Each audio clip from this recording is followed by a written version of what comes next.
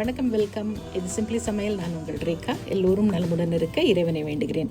இன்றைக்கி நம்ம செய்ய போகிறது ஒரு அருமையான ரெசிபி மட்டுமல்ல, ரொம்ப ரொம்ப சத்தான ரெசிபி. அதுவும் குழந்தைங்களுக்கு நீங்கள் ஸ்நாக் பாக்ஸில் கொடுத்து அனுப்பும்போது இதிலேருந்து ஒரு லட்டு தான் செய்ய போகிறோம். மல்டி மில்லட் மல்டி கிரெயின் அருமையான ஒரு லட்டு. இதில் ஒரு லட்டு, கொஞ்சம் ஃப்ரூட்ஸு, அது ரெண்டும் நீங்கள் அனுப்பிச்சாலே போதும். நட்ஸு கூட தேவையில்லை. ஏன்னா இதுலேயே நம்ம முந்திரி, பாதாம், பிஸ்தா எல்லாமே சேர்த்து தான் இதில் செஞ்சுருக்கோம். அதனால் இதில் ஒரு லட்டும் கொஞ்சம் ஃப்ரூட்ஸும் கொடுத்தீங்கனாலே சூப்பரான ஒரு ஹெல்த்தியான ஸ்நாக்காக அவங்களுக்கு இருக்கும். ரொம்ப ஈஸியாகவும் 10 நிமிஷத்தில் இதை நீங்கள் செஞ்சு முடிச்சிடலாம். எப்படின்னு பார்க்கலாம் வாங்க. நம்ம சேனலில் புதுசாக பார்க்குறவங்க சேனல் பிடிச்சிருந்ததுன்னா மறக்காமல் சப்ஸ்கிரைப் பண்ணிக்கோங்க. பெல் ஐக்கான் கிளிக் பண்ணிவிடுங்க. ஆல் பட்டனும் ப்ரெஸ் பண்ண மறந்துடாதீங்க. வாங்க கிச்சன் போகலாம். இதுக்கு நான் முதல்ல ஒரு அடிகனமான பாத்திரம் எடுத்துக்கோங்க. ஒரு 100 கிராம் வெல்லம் இல்லைன்னா கருப்பட்டி இல்லைன்னா நாட்டு சக்கரை, இது மூணுத்தில் எது வேணாலும் நீங்கள் எடுத்துக்கலாம். நான் இன்றைக்கி வெல்லம் தான் எடுத்துருக்கேன். அதில் கொஞ்சமாக தண்ணி ஊற்றுங்க. அவ்வளோதான். அது கரையிற அளவுக்கு ஊற்றினா போதும். ஸோ வெல்லம் நல்லா கரைஞ்ச பிறகு நம்ம வெல்லத்தை ஃபஸ்ட்டு கொதிக்க வைக்கலாம். இது பாகு பதமெல்லாம் ஒன்றும் பார்க்க தேவையில்லை. நல்லா கொதித்து இந்த மாதிரி பொங்கி வரணும். ஒரு 2 தடவை அப்படி பொங்கி வந்துச்சுனாலே போதும். பாருங்கள், இப்போ கொஞ்சம் தண்ணியாக இருக்க மாதிரி இருக்குது. கொஞ்சம் வெதுப்பாக ஆறணுன்னு திக்காயிடும். இதை வடிகட்டி வச்சுக்கலாம். இப்போ ஒரு அடிகனமான பேன் வச்சுக்கோங்க. 3 டீஸ்பூன் நெய் ஊற்றிக்கோங்க. இந்த நெய் நல்லா கொஞ்சம் உருகி வந்தோன்னே மிதமான தீயில் வச்சுருங்க. இது ராகி மாவு, கம்பு மாவு, சோள மாவு, தினை, சாமை, வரகு, இதில் எதில் வேணாலும் நீங்கள் செய்யலாம். ஆனால் நான் இன்றைக்கி நம்மளுடைய செந்தூர் கிட்ஸ் ஹெல்த் மிக்ஸ், அதாவது சத்துணவு அந்த கஞ்சி மாவு இருக்கு இல்லையா, அதில் 200 கிராம் எடுத்திருக்கேன். இதில் நம்ம 4-5 வகை சிறுதானியங்கள் சேர்த்துருக்கோம், பயிர் வகைகள் சேர்த்துருக்கோம், பாதாம், முந்திரி, பிஸ்தா, ஏலக்காய், சுக்கு, இது எல்லாமே கலந்து இருக்கிறதுனால உங்களுக்கு அத்தனை சத்துமே குழந்தைங்களுக்கு கிடச்சிடும்.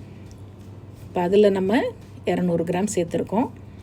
இது நீங்கள் தனியாக செய்யணும்னு விருப்பப்பட்டிங்கன்னா சிம்பிளாக இதை எப்படி நம்ம செய்யலாம்னு நான் டிஸ்கிரிப்ஷன் பாக்ஸில் ஐட்டம்ஸ் கொடுக்குறேன். அது மாதிரி நீங்கள் வாங்கி வறுத்து அரைச்சி கூட செஞ்சுக்கலாம்.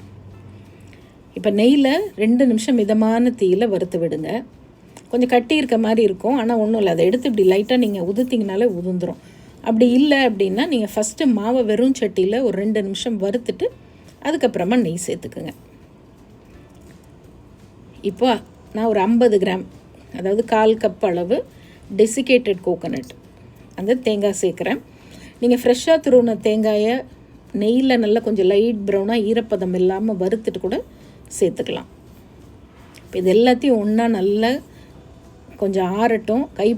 கை பொறுக்கிற சூடு வந்தோடனே அதுக்கப்புறம் எல்லாத்தையும் கையில் நல்லா ஒன்றா கலந்து விட்டுடுங்க. அதுக்குள்ளே நம்ம கரைச்சி வச்ச வெல்லமும் ஆறி இருக்கும். ஸோ ரெண்டுமே வெதுப்பாக இருக்கணும். சூடாக கையை வச்சிடாதீங்க.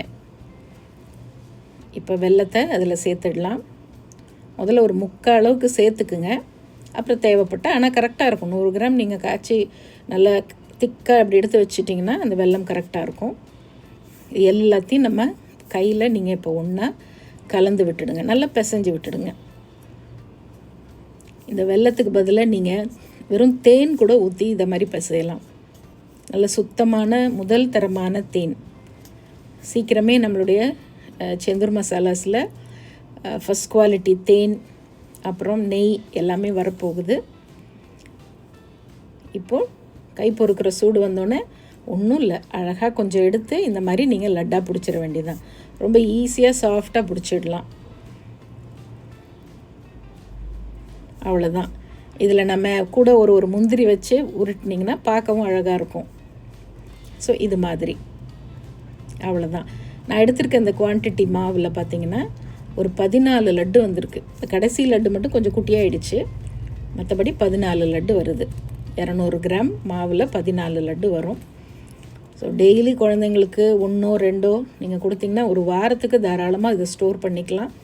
நல்ல சுத்தமான தண்ணிலாம் இல்லாமல் ட்ரையான ஏர்டைட் கண்டெய்னரில் ஸ்டோர் பண்ணி வச்சுக்கோங்க. ஒரு வாரம் வரைக்கும் கூட ஃப்ரெஷ்ஷாக இருக்கும், ஒன்றும் ஆகாது. டெய்லி நீங்கள் லஞ்ச் பாக்ஸில் ஸ்நாக்காக குழந்தைங்களுக்கு கொடுத்து அனுப்புங்க.